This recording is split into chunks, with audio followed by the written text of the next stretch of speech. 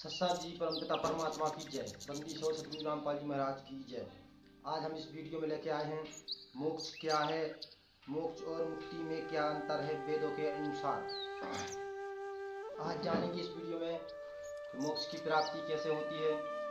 श्रीमद् भगवद गीता 4 वेदों के अनुसार आप लोग इस वीडियो में बने रहें और हमारे यूट्यूब चैनल दा ज्ञान टेक्निक को सब्सक्राइब करें और बेल आइकन को दबा के प्रेस कर लें, जिससे हमारी वीडियो आप लोगों के बीच में आती रहे। तो आज इस वीडियो में बने रहें और मेरी वीडियो अच्छी लगे तो लाइक करना। तो यहाँ वीडियो चलेगी, आप लोग वीडियो देखकर कमेंट करें और यहाँ वीडियो देखें।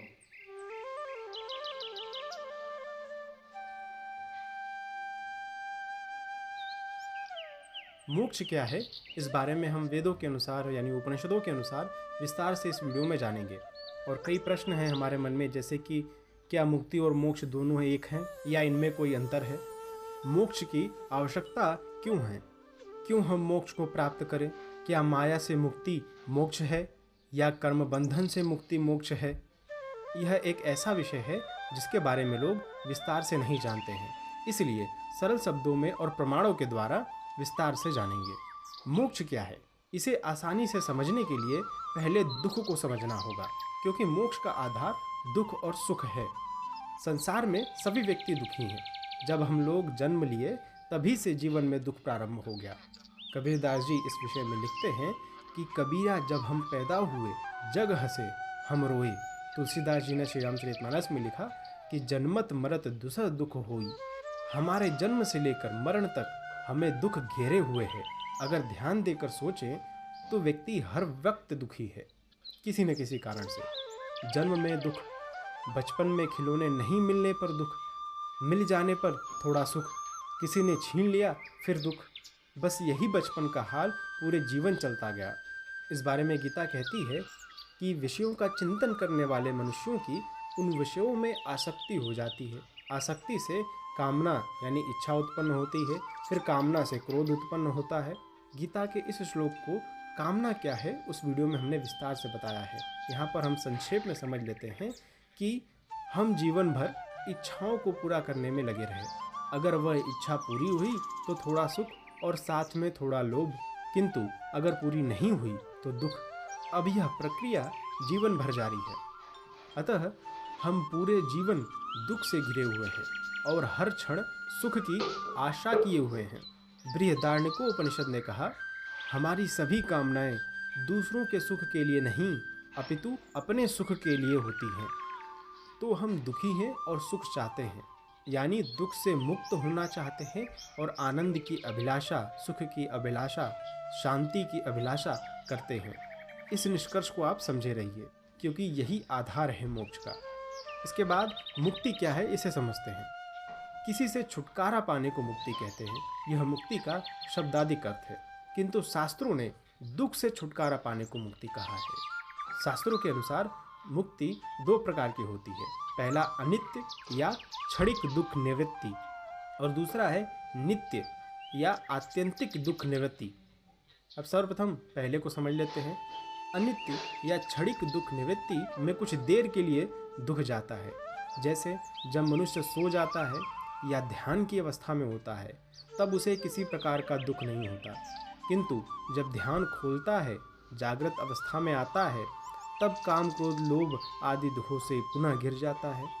अतः अनित्य या क्षणिक दुख निवृत्ति को प्रायः मुक्ति कहा जाता है, यानी कुछ पल के लिए दुखों से छुटकारे को मुक्ति कहते हैं। नित्य या आत्यंतिक दुख निवृत्ति को मोक्ष कहते हैं, यानी नित्य सदैव के लिए दुखों से मुक्ति और आनंद दोनों मिल जाने को मोक्ष कहते हैं। यानी मोक्ष एक ऐसी अवस्था है जिसमें व्यक्ति सदा के लिए दुखों से मुक्त हो जाता है और सदा के लिए आनंद युक्त होता है। तैत्तिरीय उपनिषद ने कहा, वही रस है, वही यानी भगवान की बात की जा रही है, वही रस है, यह जीवात्मा इस रस को प्राप्त करके ही आनंद युक्त होता है। तो सदा के लिए दुख से मुक्ति और आनंद की प्राप्ति को मोक्ष कहते हैं। अब वेदों के शब्दों में समझते हैं कि मनुष्य दुखी क्यों है। वह दुखी इसलिए है क्योंकि मनुष्य इस माया के लोक में उसके अधीन है। मनुष्य माया के लोक में यानी इस संसार में क्यों है? उत्तर है अपने कर्मों के कारण। वो कर्म करता है, इसलिए कर्म बंधन होता है, जिसके कारण उसे पुनर्जन्म लेना पड़ता है। वेद कहता है प्रश्नोपनिषद कि वह पुण्य कर्मों के द्वारा पूर्ण लोक में जाता है, पाप कर्मों के द्वारा नरक में, और पाप तथा पुण्य के मिश्रित कर्मों से पुनः मनुष्य लोक में जाता है। यानी मनुष्य अपने कर्मों के कारण कभी पुण्य लोक यानी स्वर्ग, कभी नरक लोक और कभी मनुष्य लोक यानी यह संसार में भटकता रहता है। अर्थात वह पुनर्जन्म के बंधन में फंस गया, काल के बंधन में फंस गया।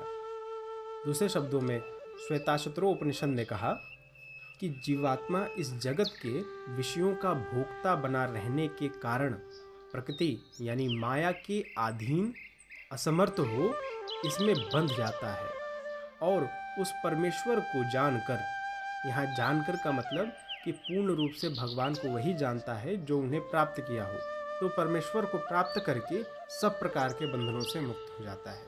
यानी मनुष्य माया के अधीन है और असमर्थ है इससे मुक्त होने में, तथा मनुष्य बहुत प्रकार के बंधनों से बंधे हुए हैं, जैसे माया का बंधन, त्रिकर्म का बंधन, त्रिदोष का बंधन, पंचकोश का बंधन, काल का बंधन इत्यादि।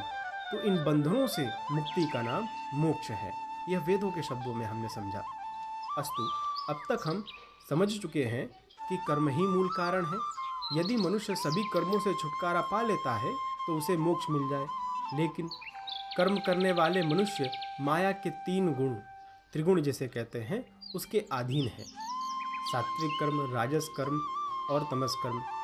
अतः यदि मनुष्य सभी कर्मों या कर्म बंधन या दूसरे शब्दों में कहें पुनर्जन्म से मुक्ति मिलती है तो मोक्ष की प्राप्ति होती है।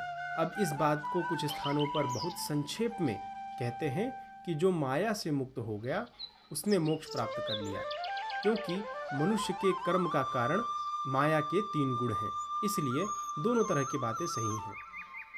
अब कुछ लोग जो आध्यात्म को नहीं मानते हैं वो कहते हैं कि मोक्ष की आवश्यकता क्यों है, क्यों हम मोक्ष प्राप्त करें? तो इसका सीधा सा उत्तर है कि हम बिना किसी के कहे ही मोक्ष चाहते हैं, इसलिए प्राप्त करना है। यानी हम दुखों से मुक्त होना चाहते हैं, सभी चाहते हैं, चाहे वो आस्तिक हो नास्तिक हो, और आनंद की अभिलाषा करते हैं, सुख की अभिलाषा करते हैं, चाहे वो आस्तिक हो या नास्तिक हो। तो अब यह दोनों किसी को मिल जाए तो कहा जाता है कि वह मोक्ष को प्राप्त हो गया।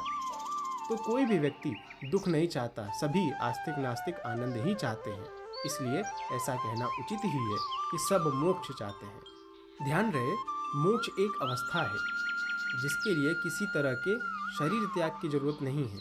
ये पूर्णतया इस जीवन में सशरीर सहित हासिल की जाने वाली स्थिति है। भगवान की प्राप्ति या मोक्ष मरने से पहले प्राप्त करना होता है, क्योंकि मरने के बाद कर्म करने का अधिकार नहीं है। मरने से पहले मोक्ष की अवस्था किसी को प्राप्त हो गई तब वह मरणोपरांत परम गति को प्राप्त होगा। उदाहरण है तुलसीदास, सूरदास, मीरा, प्रहलाद, परीक्षित आदि भक्तों ने पहले मोक्ष प्राप्त किया, पहले भगवान को प्राप्त किया, फिर संसार छोड़ने के बाद परम गति को प्राप्त हुए।